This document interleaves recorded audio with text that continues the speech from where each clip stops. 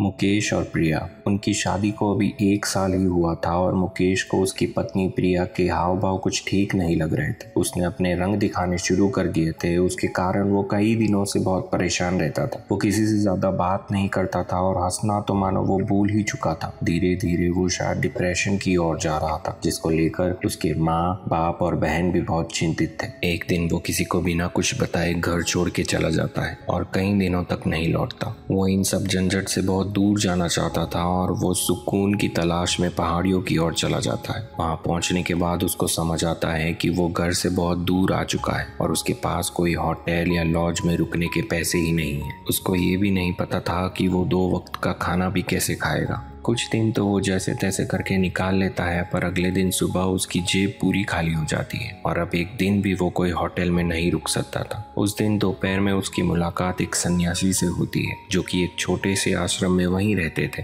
वे मुकेश को उनके आश्रम में रहने की सलाह देते हैं और मुकेश बिना कुछ सोचे हाँ कर देता है और शायद यही मुकेश के जीवन का टर्निंग पॉइंट था। कुछ दिन आश्रम में रहने के बाद उस सन्यासी ने देखा कि मुकेश बहुत ही परेशान रहता है, तो उन्होंने मुकेश को बहुत सहजता से पूछा कि क्या बात है, क्यों इतना उदास रहते हो। तब मुकेश अपनी पत्नी के स्वभाव के बारे में उस सन्यासी को बताता है। वो कभी अपने परिवार में किसी से अच्छे से बात नहीं करती है, हमेशा उसके माँ बाप और बहन को जलील करती है, नीचा दिखाने की कोशिश करती रहती है और ये सब करने का कारण था कि वो मुकेश को उसके परिवार से अलग करना चाहती थी। उसके कारण उसके घर में कभी भी शांति का माहौल नहीं रहता था। रोज रोज वही झगड़े उसको देखने पड़ते थे और उसके कारण वो सब छोड़ के यहाँ चला आया। तब उस सन्यासी ने बहुत अच्छे से मुकेश को समझाया कि किसी भी मुश्किल का हल उसके भागने से नहीं निकलता। तुम वापस जाओ अपने घर और अपनी पत्नी को साथ लेके वापस आना। मुकेश अगले दिन सुबह में अपने घर जाने के लिए निकल पड़ता है। मुकेश को अपने घर में वापस देख के उसकी माँ बाप की सांस में सांस आती है।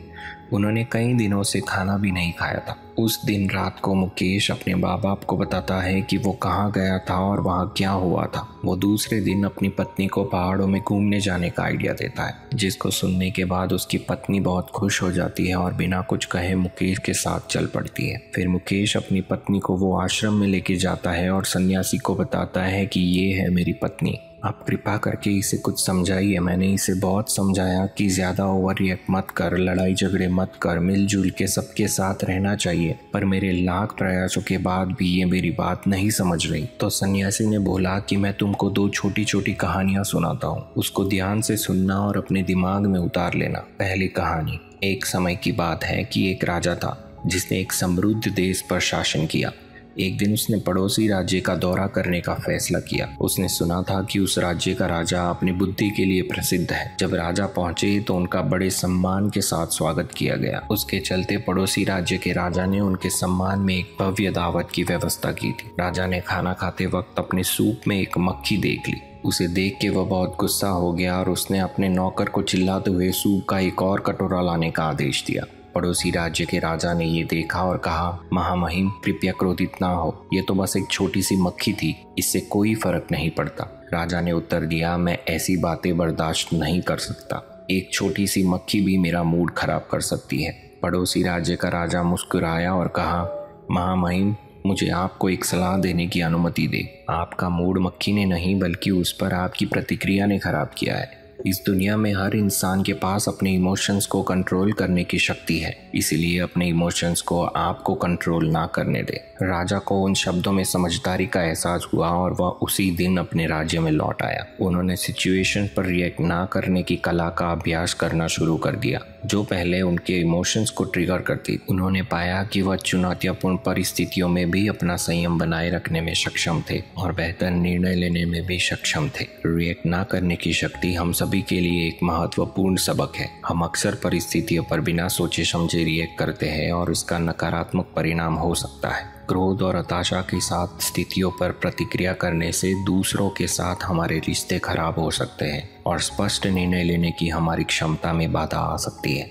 हालांकि ये समझना महत्वपूर्ण है कि प्रतिक्रिया ना करने का मतलब यह नहीं है कि हम अपने इमोशंस को दबा देना चाहिए। इमोशंस हमारे इंसान होने का एक स्वाभाविक हिस्सा है और इंस्टेंटली उस पर रिएक्ट करने की बजाय उन्हें स्वीकार करना महत्वपूर्ण है। हमें अपने इमोशंस को प्रोसेस करने और सोच समझकर उनको विकसित करने के लिए हमेशा समय निकालना चाहिए। दूसरी कहानी। दुनिया के दूसरे हिस्से में जेसन नाम का एक युवक रहता था। जेसन एक बहुत ही भावुक व्यक्ति थे और वह अक्सर उन सिचुएशंस पर ओवर रिएक्ट करते थे जो उन्हें परेशान करती थी। वह क्रोधित हो जाता और दिल को चुभने वाली बातें सामने वाले को कह देता था, जिससे उसकी आसपास के लोगों के साथ बहस होती थी और उनकी फीलिंग्स हर्ट होती थी। उसके बाद जेसन ने अपनी भावनाओं पर नियंत्रण रखने का फैसला किया। वह जानता था कि उसकी ओवर रिएक्शंस फायदे से ज्यादा नुकसान पहुंचा रहे थे और वह बदलना चाहता था। उन्होंने माइंडफुलनेस और मेडिटेशन का अभ्यास करना शुरू कर दिया, जिससे उन्हें अपने विचार और भावनाओं के बारे में अधिक जागरूकता होने में मदद मिली। उन्होंने ओवर रिएक्ट ना करने की कला का भी अभ्यास करना शुरू किया। जब भी वह खुद को ऐसी स्थिति में पाते थे जो सामान्य तौर पर उनकी भावनाओं को भड़का देती थी, वह एक कदम पीछे हटता और कुछ गहरी सांसें भरता। फिर वह सिचुएशन को अच्छे से परखता और उसके बाद सोच समझकर जवाब देता। जेसन के लिए अपनी भावनाओं पर काबू पाना मुश्किल काम था। वह फिर भी क्रोधित और निराश हो जाता था, लेकिन वह एक कदम पीछे हट जाता और गहरी सांस भरता। आवेश में प्रतिक्रिया नहीं करने का अभ्यास जारी रखा। उन्होंने पाया कि थोड़ी और प्रैक्टिस के बाद इमोशंस को नियंत्रित करना आसान हो गया है। जेसन ने यह भी गौर किया कि दूसरों के साथ उनके संबंध में भी सुधार हो रहे थे। वह अब बहस में नहीं पड़ रहे थे और ना ही लोगों की भावनाओं को ठेस पहुंचा रहे थे। वह शांतिपूर्वक और विचार पूर्वक संवाद करने में सक्षम थे, जिसकी वजह से उनको मजबूत रिश्ते बनाने में मदद मिली। एक दिन जेसन का दोस्त सलाह लेने के लिए उनके पास आया। उसका दोस्त कठिन समय से गुजर रहा था। वह बहुत परेशान महसूस कर रहा था। जेसन ने अपने दोस्त की समस्याएं सुनी और उसके बुरे वक्त में से बाहर आने के लिए कुछ शब्द पेश किए। उनके मित्र ने उन्हें धन्यवाद दिया और कहा, तुम्हें हमेशा से पता था कि क्या कहना है। तुम कभी क्रोधित या परेशान नहीं होते हो। तब जेसन ने मुस्कुराते हुए जवाब दिया, ऐसा नहीं है कि मैं कभी गुस्सा या परेशान नहीं होता। बात सिर्फ इतनी है कि मैंने अपनी भावनाओं पर नियंत्रण रखना सीख लिया है और उन्हें खुद पर कंट्रोल नहीं करने देता हूँ। यह एक शक्तिशाली टूल है जिसे मुझे अपने रिश्तों और जीवन को बेहतर बनाने में मदद की है। जेसन का दोस्त प्रभावित हुआ और उसने उससे पूछा कि उसने अपने भावनाओं को नियंत्रित करना कैसे सीखा। जेसन ने माइंडफुलनेस और प्रतिक्रिया ना करने की शक्ति के बारे में अपना अनुभव साझा किया। उन्होंने अपने दोस्त को इसे खुद के ऊपर आजमाने के लिए प्रोत्साहित किया और उनका दोस्त उनकी ये सलाह के लिए बहुत आभारी था। जेसन ने अपने शांत और विचारशील व्यवहार के लिए अपने राज्य में बहुत मशहूर हो गए। प्रतिक्रिया ना करने की शक्ति एक मूल्यवान सबक है जिसे हम सभी सीख सकते हैं। इसके लिए अभ्यास और धैर्य की आवश्यकता होती है, लेकिन अपनी भावनाओं को नियंत्रित करने के नतीजे बहुत ही ज़्यादा महान होते हैं। हम अपने रिश्तों को बेहतर बना सकते हैं, बेहतर निर्णय ले सकते हैं और अधिक संतुष्टिपूर्ण जीवन जी सकते हैं। राजा और जेसन की कहानी का सार ये सिखाता है कि हमारे पास पावर है हमारे इमोशंस को कंट्रोल करने का। हम ये तो नहीं कंट्रोल कर सकते कि हमारे साथ क्या हो रहा है, बट ये कंट्रोल कर सकते हैं कि हम उस पर रिएक्ट कैसे करेंगे।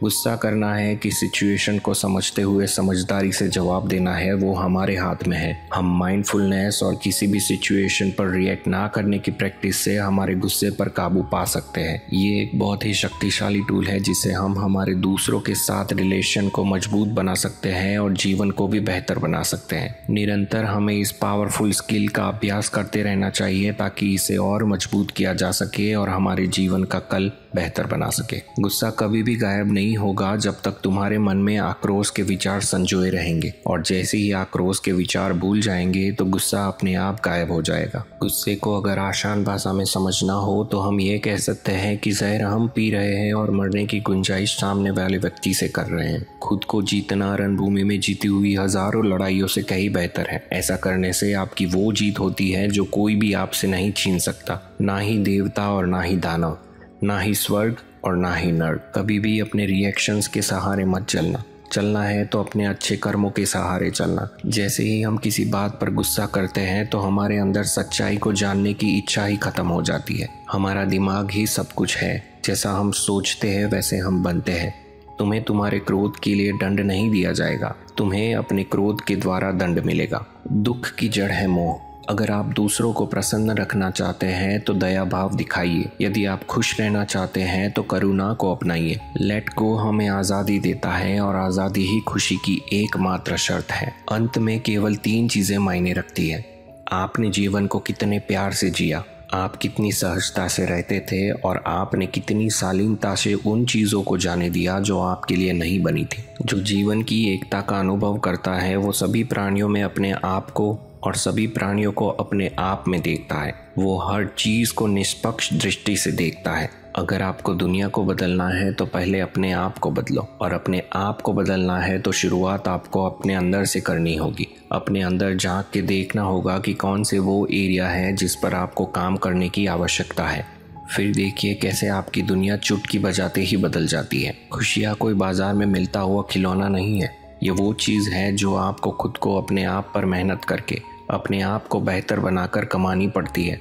और दिक्कत इस बात की है कि आपको लगता है कि आपके पास बहुत सारा समय है। सन्यासी की इस बातें सुनकर प्रिया की आंख में आंसू आ गए। उसे शायद समझ आ गया था कि वो कितनी बड़ी गलती कर रही थी। उसने सन्यासी को विश्वास दिलाया कि वो हमेशा फैमिली के साथ जुल मिल कर रहेगी और किसी भी बात पर गुस्सा नहीं करेगी, बल्कि सोच समझकर उसका समाधान निकालेगी। तो महादेव, इस वीडियो के लिए बस इतना ही। फिर मिलेंगे ऐसे ही लाइफ चेंजिंग वीडियो के साथ। तब तक रखिए अपना बहुत सारा ध्यान। जय हिंद। हर हर महादेव।